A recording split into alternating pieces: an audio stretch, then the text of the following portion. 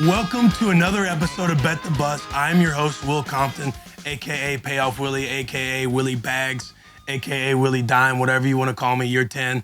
We're here. In the words of Jack McPherson, if we're not back, we're fucking here, boys. I woke up stiffer than an ironing board because there's one thing on my mind, and that's GBOT, Get Back on Track Week.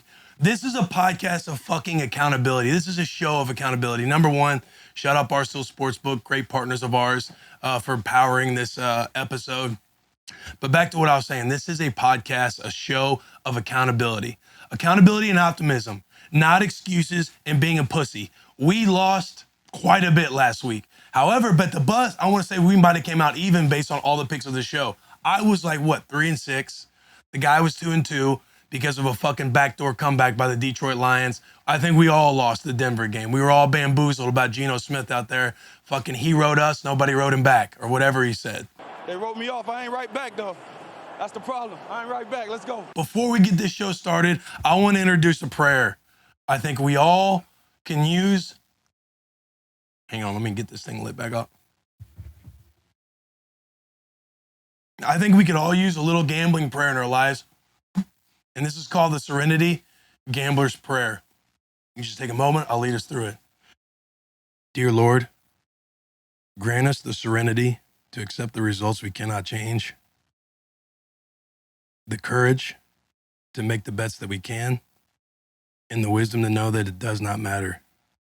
For thine is the kingdom, the power, the Barstool Sportsbook, glory, all yours forever. Amen, boys. Amen. All right. All the losses we had, we're fucking winners. No matter what, at the end of the day, we can lose. But winners, what winners do is even though you lose, you don't learn the lesson. What the hell did you just say? Or you don't, even though you lose, don't lose the lesson. That's what it fucking is. Don't lose the lesson. And there were a lot of lessons learned. I think number one, when I look back on it, I overcomplicated things for myself personally. Not everybody who followed just the Bet the Bus picks, but me individually, I think I went a total of 5 and 20 something. I lost a lot, but great gamblers keep it simple. I didn't keep it simple. The question you got to ask yourself, do you own your board or does your board own you?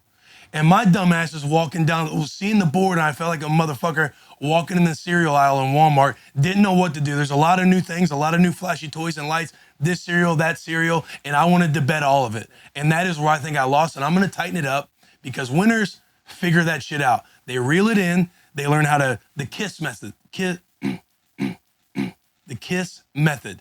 Keep it simple, stupid. And that's what we're going to do for you guys this week. It's going to be the same layout. I'm going to go over a few NCAA games. I'm going to go over a few NFL games. We're going to have the Bet the Boys parlay of the week. We're going to call our guy. He's going to chime in once again. He went 2-2 last week. I know he's itching to go 4 or 5-0 this week. And then we're going to do the Bet the Bus lock of the week. So without further ado, JP, please do us the honor and kick off the NCAA card, slate, whatever. Yes, sir. First up, Fresno State versus USC. What we got, Willie? All right, so I love what Lincoln Riley is doing at USC. I think USC is all the way fucking back. I think they have won 2 games out of the gate to where they're hearing the noise a little bit, and this could be considered like a little bit of a trap game. Maybe they're not thinking of Fresno State. However, I think Lincoln Riley is fully on top of this. I love USC minus 12.5. What's the over? 74.5. That's way too high for my comfort. Again, keep it simple. I'm not going to get wowed by all the fucking flashing lights going on and bet everything. I'm going to keep it simple, and I like USC minus 12.5. Fun fact, the Fresno State quarterback, what's his name? Jake Haener? Yeah. Jake Haener, he wanted to go to USC growing up. He's pretty salty that he did not get offered by USC. So here's his chance. He'll get to go out. Where are they at the Coliseum? He'll be at the Coliseum, and he'll get to get his ass by the Trojans. So I like USC minus 12.5. Yes, sir. Next up, we got Michigan State at Washington. See if the Big Ten can pull one out. Big Ten was hurting last week. Hurting. I think a bright spot is Michigan State. I think when you look at Washington and Michigan State, both teams came out of the gate. I think they beat the fuck out of both of their home openers or both of their opening games. However, Washington is beating the shit out of little fucking D3 schools. Nobody important. Who is it? Portland State and Kent State? Yeah. And who's Michigan? Who Michigan State beat? Because Michigan State beat them by a combined what? Michigan State beat them by a combined 87-13 their first two games. 87-13 over who? What two teams? We got Akron and Western Michigan. The sister school to Max Crosby. Shout out the boy Max Crosby. Those are decent ball clubs. Fucking Portland State and Kent State, they are just getting fucked all year long. I like Michigan State at Washington. Washington is one of the loudest fucking places to play. It's built straight up. Their tailgates on the water is phenomenal. But I like Michigan State because I love Coach Mel Tucker. Him coming from the Saban tree, he's had a couple years with them. Their linebacker coach and special teams coordinator, I believe, was my linebackers coach in Nebraska. Super nerd. He's going to have those boys dialed in. The corniest of jokes, but he has everybody locked in on the details. I like Michigan State continuing to play good defense against this Washington offense and beating them at Washington. And the spread's minus 3.5. Michigan State's ranked 11 in the country, and they know they're going to Washington. They know that it's like, hey, we got to respect the game. These guys can score points. They got to tighten up. I think Coach Tucker's going to do that. I think they're going to beat Washington fairly easy, and that minus 3.5 is like fucking. What is it, Garrett? Just here's what Michigan State's doing going into Washington with this 3.5 spread. You're gonna open the safe. You hear the little click. You open it up. You take all the fucking money and you throw it in the fucking air. Bet the bus on that, boys. Hey, next we got the game that everybody has their eyes on this week: Oklahoma versus Nebraska. How we feel? You know, I think one thing I learned last week was that there's no room for loyalty when it comes to this gambling game. And I am a sucker when it comes to being just a loyal fucking dog to Nebraska, the Titans, the Raiders, the Commanders. If I fucking have shaken your hand and I feel like you're a friend of mine and you play on a football team, I'm probably rooting for you and betting on you. With that said, I love the fucking Nebraska game this weekend. I like Nebraska plus 10. It's Nebraska versus the fucking world this weekend because what I'm telling you is I like us with the points. I like us plus 10. However, I think we got a shot to what? Plus 11. Plus 11. That's even better, boys. Plus 11. Nebraska plus 11. I like us to even win this fucking game. I think Oklahoma's not even thinking about us. Scott Frost just got fired. We are down as bad as the perception out there, not the internal, not the in-house communication, but the perception out there is that we are the most down bad team of all time in the country. However, I think that plays into our hands. Oklahoma, they're not fucking thinking about us. It's a fucking trap game. Let's hope these boys don't listen to this show as they're traveling to Lincoln today on this beautiful Friday morning. But I like this to be a trap game. I think Nebraska, the vibes are going to be fucking up because it's Nebraska versus everybody. Nobody's expecting us to fucking win. And when we do, we better storm the fucking field and flip everybody off because not only is Nebraska going to beat the Sooners, but Husker Nation is beating the fuck out of everybody out there who's doubted us. Nebraska plus 11. I love that we keep the emotions out of it. Let's move to the NFL where we got Joe Burrow taking on the Cowboys at Dallas. Before we get into this NFL slate, boys, make sure if you're watching right now, however you're consuming us, leave some comments, subscribe to the boys, leave the highest of vibes in the comments. Maybe if you have some negativity, if you want to fade me, every fucking bet that I make, go ahead and say that because everything is welcome because I know we're about to prove motherfuckers wrong this weekend. And I just went off on a little tangent. Remind me what the game is. Bengals at Dallas. Yes, sir. What's the spread here? The spread is 7. Okay, so the spread has stayed consistent. I think it was like 6.5, but I guess it's only moved like half a point. I like the Bengals. I like the Bengals money line 100%, like 1,000%. I'm obsessed with the money line. However, if we're trying to make a little bit more, You see that -7? I think Dallas has no offense. They don't have Dak Prescott. They fucking still don't have Amari Cooper and everybody they traded away last year. Randy Gregory, who was out there in the Bronco game. Shout out Randy Gregory. No free shout outs to my guy. Actually, all the free shout outs because he's a boy. Getting a turnover in the Seattle game. But they didn't make any adjustments, as everybody said. I think it showed versus Tampa Bay last week. That was our Bet the Bus game of the week, lock of the week. We're 1-0 there. Without Dak Prescott, I truly don't know how they score points. I mean, yeah, I guess feed Zeke, but all you got to do is stack the box. I think the Bengals, especially losing an emotional game at home against the Steelers, I like them to beat the dog living shit out of Dallas at Dallas in Jerry's World. Yes, sir. Next, we got Vikings at Philly. A little underdog pick here. But what's Kirk going to do to him? So, Captain Kirk, man, you saw him button down, looking like a father who just mowed his lawn, proud, looking at the shrubs. I think I need a little do a little bit more here, clean it up a little bit more on the edges. Dude, I think Kirk is, and listen, you don't have to be elite to be disrespected, but I think Kirk is one of the most underrated, disrespected quarterbacks in the NFL. Some stories, they do tie together and they are justified. However, again, I said this last week.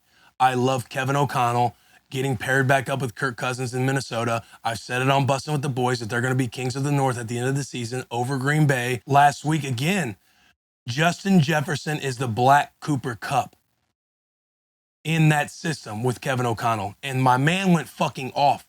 You got Justin Jefferson. And I know there's more than just a few guys on the field. Justin Jefferson, Dalvin Cook, they have the running game. They have the brains with O'Connell running that thing. I know the vibes are up in Minnesota right now. I love them going into Philly. Now, Philly's a good football team. They put up 30 whatever on Detroit, and Detroit ended up coming back. They have the weapons for sure. But I think in a primetime game, we're going to get to see what the Vikings are all about. I'm sticking with the Vikings. I love them plus 2.5. You want to play it safer? Actually, no, it's not safer. You want to get a little bit more in that safe, boys? I like them for the money line. Vikings over Philly in Philadelphia in a hostile environment. The vibes are going to be, I wish we could be there, boys, because Eagles are off to a good start. That fan base is electric. Again, I like the Vikings prime time. Another interesting game we got is the Patriots at the Steelers. Okay, this Another one. pick. Yeah, this one I've been going back and forth on. I've liked the Steelers initially. Now I've wavered a little bit to the Patriots. It's like, what are they trying to fucking do with this -2 spread? The Patriots did not look that great last week. They moved the ball better than people were predicting coming out of preseason because you know Belichick and that ship, they always get it right. They got their three team keys on offense, they got their 3 team keys on defense, and they got their 3 team keys on special teams. And they're always dialed in on that shit. Najee, he's a little banged up. I'm assuming he's playing in this game. If Najee is playing in this game, I like the Steelers. I like the Steelers because it's what? It's Steelers +2, right? Because you got the spread. Yeah. Yeah. I like the Steelers +2 in this game. If you want to play you want to get out there a little bit more. The Steelers are at home. They just won a huge game, divisional. I like the Steelers, not only +2, I like Steelers in the money line as well. Last one. No. Oh. That's the We're throwing it to the guy. Yeah. We're going to call the guy here in a second. We're going to go over the Bet the Boys parlay. The Bet the Boys parlay this week, where it gets difficult for us, we want to take all the guys on the roster and figure out their props. What's hard is a lot of the prop bets individually don't come out until the day of the game because of injuries. It can move the line and everything else. So what I'm going to be doing personally is I'm going to be bringing you guys another little parlay day of the game selfie video. You can follow me on Twitter. You can follow me on Instagram @_Will Compton. To get those, but the Bet the Boys parlay, because quarterbacks usually come out earlier than everybody else, our move this weekend, 4 quarterbacks: Kirk Cousins, Derek Carr, Aaron Rodgers, Josh Allen. I hate throwing a bet out there that's going to go against the boys in the two-tone blue. However, Josh Allen is an absolute weapon with fucking other weapons surrounding him. They scored, what did they win last week? 31-10. They scored 31 points with like 4 or 5 turnovers. I mean, they're holy fuck. I like all of those quarterbacks: Kirk Cousins, Derek Carr, Aaron Rodgers, and Josh Allen. We're going to have 4 quarterbacks on a Bet the Boys parlay over 1.5 TDs for all of them. I think they're all going to go for 2 tugs in all of their respective games. And I like that Bet the Boys parlay. That's going to help us all get paid and get laid. Sir. Do we want to call the guy? Let's call the guy. Do we want to chime in the guy? It's my favorite part, dude. Here we go, boys. And again, as we're waiting for this, go ahead, leave a little comment. How do you guys feel about the show? Is there anything we should do differently? I almost called you JP. All right, here we go. Oh, I got to wear the headset. Yeah, you see that it's right there on.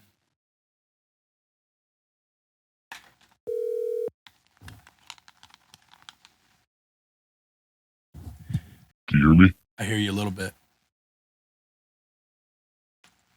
All right, brother. You're live.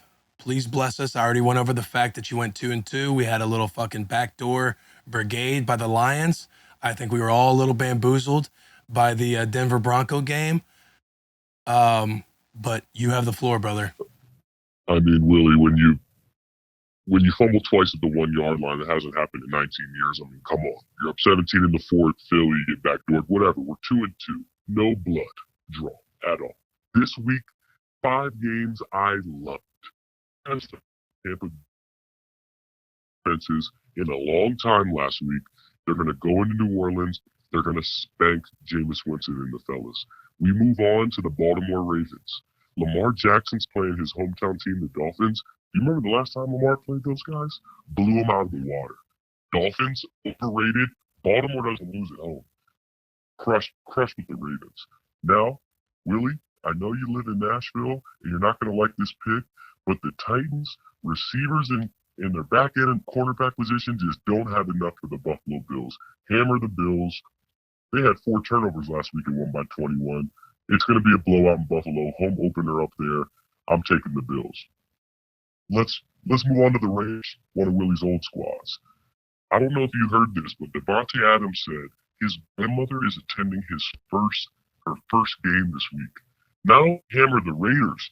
Hammer every overprop Devontae Adams has that you can find out there in the world right now. We're going Raiders pick.